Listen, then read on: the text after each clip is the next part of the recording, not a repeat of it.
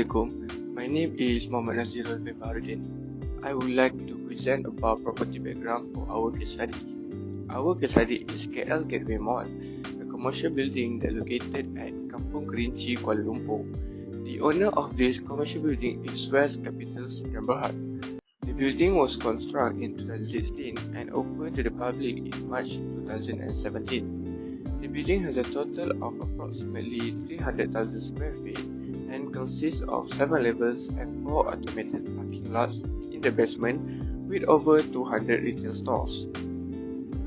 During the interview session with the West domain, which is the management of the building, they state that there are no major defects and maintenance that has been rectified before. Assalamualaikum. My name is Iqmal Daniel Hazim bin Ahmad Sukairi. I will explain furthermore about the building specifications for the case study, which is KL Gateway Mall. So the first element is roof. The bubble roof material is glass skylight that is transparent, which can see through the sky from below. And move to the next element, which is ceiling. There are two types of ceiling that were observed during the inspection, which is a drop or suspended ceiling and exposed ceiling. For the drop or suspended ceiling, it is made from plaster and there are two colors, which is white and light grey. And for exposed ceiling, it is just painted with black paint. For the wall finishings, there are two types of wall, which is non-load bearing wall and load bearing wall.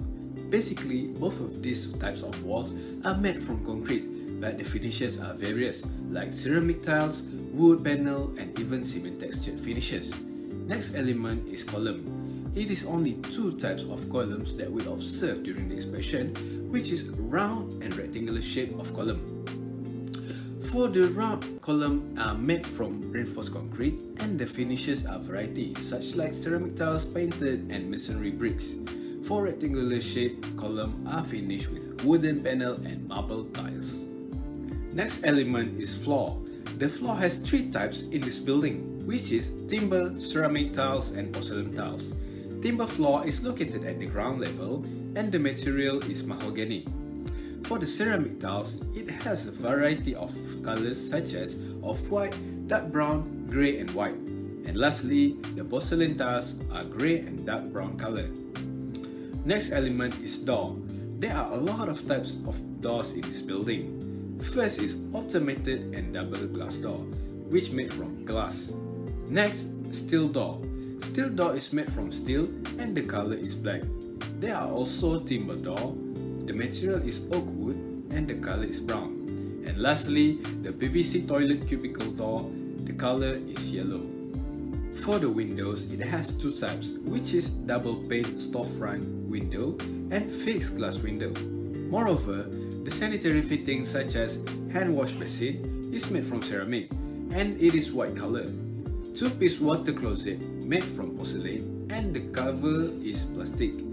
There is also a stainless steel faucet jet spray located at every bathroom in this building. And rectangular floor trap cover is made from ceramic. And last but not least, there are services such as passenger lifts, parallel escalator and control room in this building. Hi, my name is Asmiza Sazali. So for the building conditions assessment, we have divided into three sections, which is first externals and site conditions, fabric and component, and lastly services. So for the externals and site conditions, both for the driveway and landscape overall is in a good conditions, and as well as no defect found. So there are visual inspections that my team were made during the inspection day. So for the second part is fabric and component. For the roof, ceiling, wall and door was listed as fair conditions, while the others in a good conditions as such beam, column, floor, staircase and window, which is only minor defects were only found such and need an urgency, not so urgency, but it just need to be repaired to only enhance the aesthetically value. Alright, and next we will be move on to the services. For the services only, air conditioning and HVAC were found in a fair conditions. right? And the others such as lighting system, sanitation system, sanitations and cleansing system, and fireproofing as well as electrical services were all in a good conditions overall, and only minor defects were found as well, and there is no concerns in regards of to the defects found in terms of in a good overall condition, such as the lighting, sanitation system, fireproofing and electrical services, except for the AC air conditioning only.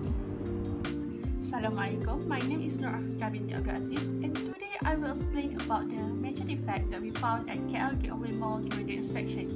So the first defect is dampness on wall.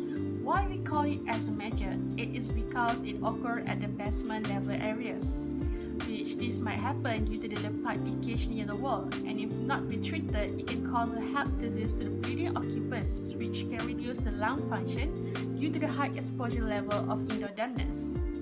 The second major defect is mold grout on ceiling board. We call it as a major due to the frequent defect we found in the building. Most of the ceiling that near to the ducting will face the same problem, and this might happen due to the leakage or condensation from the air duct system, which if not be repaired, it can spread larger and cause a higher electricity due to the leakage. And the last one is the defect holes at the surface of the glass cover, which is at the bubble roof. Why we call it as a major? Because it frequently happen when the bad weather, such as rainy days, which this might happen due to no insulation and damaged weather stripping.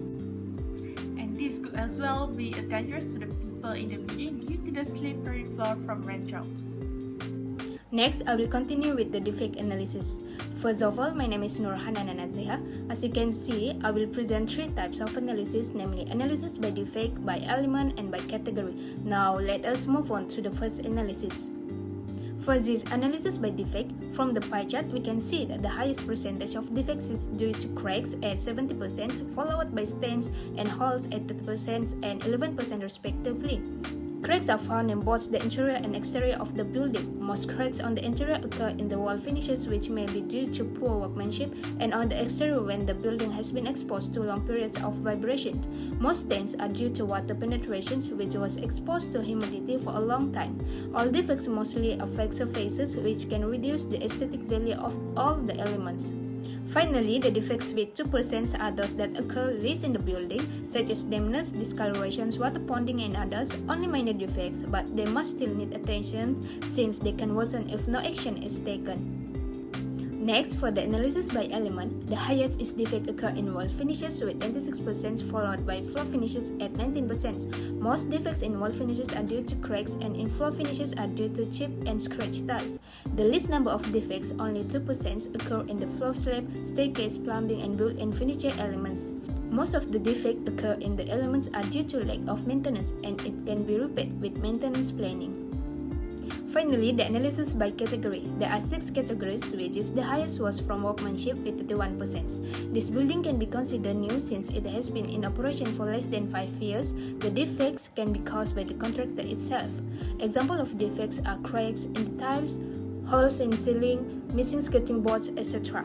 The next cause is human usage with 25%, which is mostly missing defects such as a missing drain at the hand sink and a missing thread. The lowest category is design related. An example of a defect in this category is water ponding on the external floor. This defect can be caused by an uneven level and insufficient slope of the floor. Now I will continue for costing. The rate price for costing is based on Jadual Kerja Harga 2021 JKH from JKR.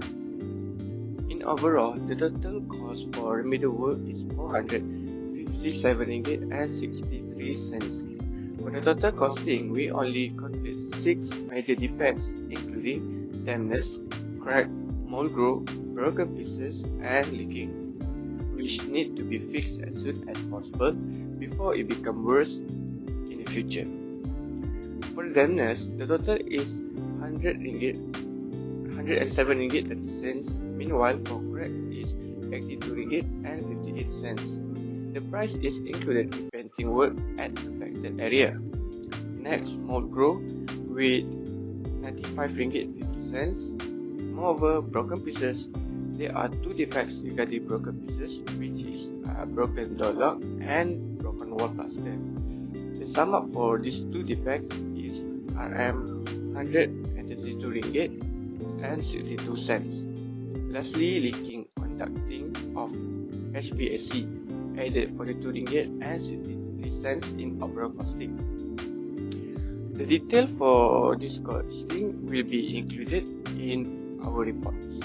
Assalamualaikum, my name is Noraida binti Jamal. Conclusion and recommendation. Okay, based on the inspection of the condition for KL Gateway Mall, we have identified 53 numbers of defects from the visual inspection. And from our perspective, we identified that the building is still in a good condition because most of the defects found are minor defects that only impact the appearance of the element that lowering its aesthetic value. However, it still needs proper remedies such as repairing work to maintain the condition of building. Okay, as an example, major defects that have been identified, such as dampness, were observed on the wall at the basement, where you can refer on defect sheet number 5. This defect needs repairing work as it might worsen the current defect, and the possible causes why it's happening, it's because of the pipe leakage nearby the wall and poor ventilation. So for our recommendation, we would like to summarize into 4. Okay, the first one is by conducting remedies work, where we already provide the proper action of remedies work select the defect in the report part C appendices. We state together the information regarding the remedies work and costing, which we advise the client to use good quality of material when conducting the remedies work. Secondly, we would like to suggest the maintenance department to rearrange the maintenance plan to be more effective and efficient. We highly recommend doing an inspection for each components and services based on the maintenance plan to prevent from any breakdown happening. Next, based on our observation, we found that defect regarding leaking of papa roof frequently occur even after the remedies work. So, we want to recommend seeking further advice from licensed and practicing roofer to solve this problem. Okay, for the lastly, we want to recommend to inspect the condition of pipe and ducting system. We identified that ceiling area is affected with water stain caused by leaking pipe. And from our interview, piping and ducting frequently receive a complaint where they always need to do immediate repairing work. We want to do a recommendation to advise the client to appoint a specialist to inspect the condition and identify this problem. That's all from us. Thank you.